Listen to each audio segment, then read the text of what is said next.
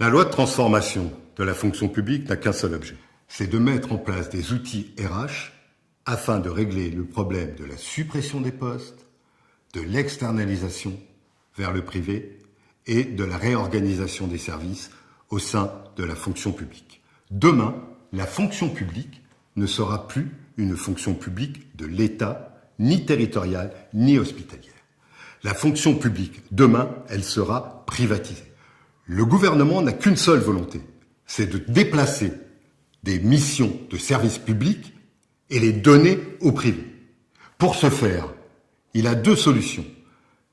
Reclasser les fonctionnaires dans des services de proximité, quand il n'a pas la possibilité de le faire département ministériel par département ministériel, il va le faire en interministériel, et s'il ne peut pas, et si la mission part définitivement vers le privé, quelle que soit la durée, il demandera aux fonctionnaires de suivre la mission.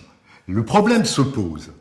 Un fonctionnaire qui part avec sa mission dans le privé, même si le gouvernement laisse entendre à travers ce titre 4 qu'il aura la possibilité de revenir dans la fonction publique, il faut simplement savoir, mes chers camarades, que demain, le poste de ce fonctionnaire dans le public sera supprimé.